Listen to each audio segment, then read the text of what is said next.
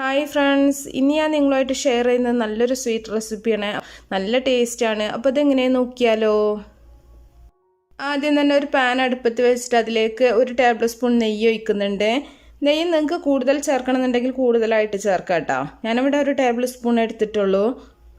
ഇനി ഇതിലേക്ക് കുറച്ച് തേങ്ങ കഷ്ണങ്ങളാക്കിയത്, അതുപോലെ കുറച്ച് നട്ട്സും കൂടെ ചേർത്ത് കൊടുക്കുന്നുണ്ട്. ഏത് നട്ട്സും ചേർത്ത് കൊടുക്കാം, എത്ര അളവിലും ചേർത്ത് കൊടുക്കാം കേട്ടോ. കൂടുതൽ നട്ട്സൊക്കെ ചേർക്കുകയാണെന്നുണ്ടെങ്കിൽ കൂടുതൽ ടേസ്റ്റ് ഉണ്ടാവും. ഇനി ഇതെല്ലാം കൂടെ ഒന്ന് മൂത്ത് വരുമ്പോൾ നമ്മൾ ഗ്രേറ്റ് ചെയ്ത് വെച്ചിട്ടുള്ള ക്യാരറ്റാണ് ഇട്ട് കൊടുക്കുന്നത്. ഞാനിവിടെ ഒരു 3 വലിയ ക്യാരറ്റാണ് ഗ്രേറ്റ് ചെയ്തെടുത്തിട്ടുണ്ടായിരുന്നത്. അപ്പോൾ ഇത്രയും വേണ്ടാന്നുണ്ടെങ്കിൽ അതിനനുസരിച്ചിട്ട് നിങ്ങൾ ക്യാരറ്റ് എടുത്താൽ മതി. ഇനി ക്യാരറ്റ് നല്ല പോലെ വഴറ്റി ഒന്ന് വെന്ത് വരണം. നന്നായിട്ട് ക്യാരറ്റ് വെന്തതിന് ശേഷം മാത്രം നമ്മൾ ഇതിലേക്ക് പഞ്ചസാര ചേർത്ത് കൊടുക്കുന്നത്. ആവശ്യത്തിനുള്ള പഞ്ചസാര ചേർത്ത് കൊടുക്കുക. ഈ പഞ്ചസാരക്ക് പകരം നിങ്ങൾക്ക് വേണമെങ്കിൽ കണ്ടൻസ്ഡ് മിൽക്ക് ചേർത്ത് കൊടുക്കാം കേട്ടോ. ഞാനിവിടെ പഞ്ചസാര ചേർക്കാൻ കാരണം എല്ലാവർക്കും പെട്ടെന്ന് ചേർക്കാൻ പറ്റുന്ന പഞ്ചസാര ആയിരിക്കും. കണ്ടൻസ്ഡ് മിൽക്ക് ആകുമ്പോൾ എല്ലാവരും എപ്പോഴും വീട്ടിലൊന്നും കൊണ്ട് വെച്ചിട്ടുണ്ടാവില്ലോ, അതുകൊണ്ടാണ്. അപ്പോൾ കണ്ടൻസ്ഡ് മിൽക്കാണ് നിങ്ങളുടെ കയ്യിലുള്ളതെന്നുണ്ടെങ്കിൽ കുറച്ചും കൂടെ നല്ല ടേസ്റ്റ് കിട്ടും. ഇതിലേക്ക് ആവശ്യത്തിനുള്ള ഏലക്കാപ്പൊടിയും കൂടെ ചേർത്ത് കൊടുക്കുക. ഏലക്കൊക്കെ നമ്മുടെ ടേസ്റ്റിനനുസരിച്ചിട്ട് നമ്മൾ ചേർത്ത് കൊടുക്കുക കേട്ടോ. ഏലക്കയും പഞ്ചസാരയും കൂടി പൊടിച്ചതാണ് ഞാൻ ചേർത്തിട്ടുള്ളത്. എന്നിട്ട് നല്ല പോലെ ഒന്ന് മിക്സ് ചെയ്തെടുക്കുന്നുണ്ട്. ഇനി ഒരുപാട് സമയം നമുക്ക് അടുപ്പിൽ വെച്ചിട്ട് വഴറ്റിയെടുക്കേണ്ട ആവശ്യമില്ല. അപ്പോൾ ഇനി കുറച്ച് സമയം വെച്ചതിന് ശേഷം നമ്മൾ തീ ഓഫ് ചെയ്തിട്ട് ചൂടാറാനായിട്ട് മാറ്റി വെക്കാം. ഇനി നമുക്കിത് ചൂടാറാനായിട്ട് മാറ്റി വെക്കാം കേട്ടോ. ഇനി ഒരു ബൗളിൽ ഒരു കോഴിമുട്ട പൊട്ടിച്ച് വെച്ചിട്ടുണ്ട്. മുട്ട നല്ല പോലെ ഒന്ന് മിക്സ് ചെയ്തെടുക്കുന്നുണ്ട്. സാധാരണ നമ്മുടെ ഇതിൻ്റെ ഒരു ഷീറ്റ്, പനീർ പെട്ടിയുടെ ഷീറ്റ് ഉണ്ടാക്കൽ മൈദയിലാണ് കേട്ടോ. ഞാനിവിടെ ഗോതമ്പിലാണ് ചെയ്യുന്നത്.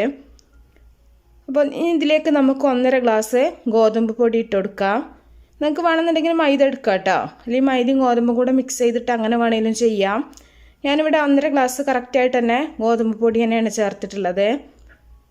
ഇങ്ങനെ ആകുമ്പോൾ മൈദ കഴിക്കാത്തവർക്കും കഴിക്കാൻ പറ്റും കേട്ടോ. ഇനി നമുക്കിതിലേക്ക് ആവശ്യത്തിനുള്ള ഉപ്പ് ചേർത്ത് കൊടുക്കാം. അതുപോലെ തന്നെ ഒരു 1/4 ടീസ്പൂൺ ഏലക്കാപ്പൊടിയും കൂടെ ചേർത്ത് കൊടുക്കുന്നുണ്ട്. ഇതിലേക്ക് നമ്മൾ പഞ്ചസാര ചേർക്കേണ്ട ആവശ്യമില്ല കേട്ടോ. നമ്മുടെ ഫില്ലിങ് നല്ല സ്വീറ്റാണ്. അതുപോലെ ഷുഗർ സിറപ്പും കൂടെ വരുന്നുണ്ട്. നല്ല പോലെ മിക്സ് ചെയ്തിട്ട് സാധാരണ പച്ചവെള്ളം ഒഴിച്ചിട്ട് നമുക്കിതൊന്ന് കലക്കിയെടുക്കാം.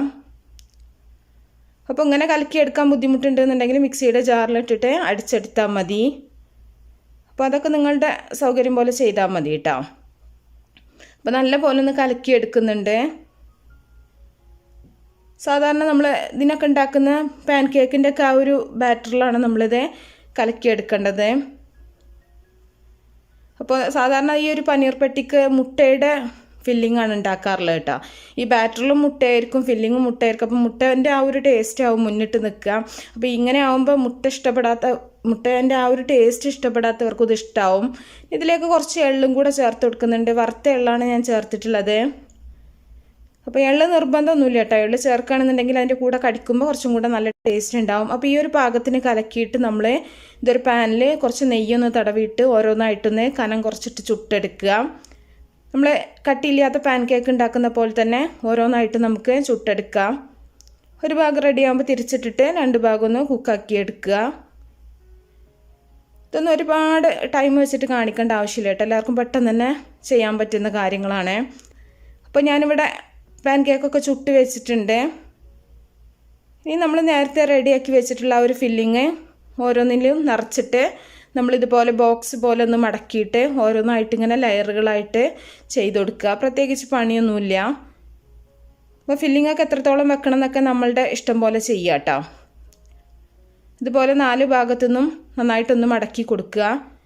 ഇനി ആ മടക്കിയത് എടുത്തിട്ട് നമ്മൾ വീണ്ടും വേറൊരു പാൻ കേക്കിൽ കുറച്ച് ആ ഒരു ക്യാരറ്റിൻ്റെ ഫില്ലിങ് വെച്ചിട്ട് അതിൻ്റെ മുകളിലായിട്ട് ഈ ഒരു ബോക്സും കൂടെ വെച്ചിട്ട് അങ്ങനെ എത്രണ്ണം വേണമെങ്കിലും നമുക്ക് ചെയ്തെടുക്കാൻ പറ്റും.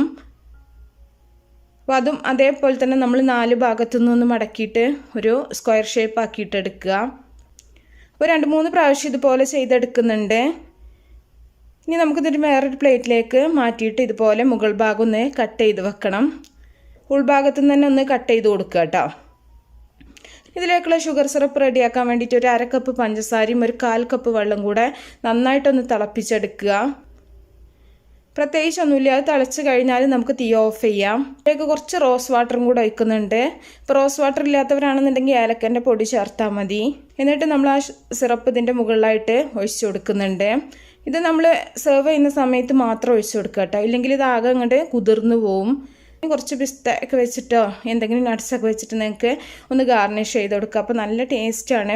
എല്ലാവരും ഉണ്ടാക്കി നോക്കുക. അപ്പോൾ ഇഷ്ടപ്പെട്ടാൽ ലൈക്ക് ചെയ്യുക, അതുപോലെ ഷെയർ ചെയ്യാം. അപ്പോൾ നല്ല നല്ല റെസിപ്പികളൊക്കെ ആയിട്ട് നമുക്ക് അടുത്തൊരു വീഡിയോയിൽ കാണാം. ഓക്കേ.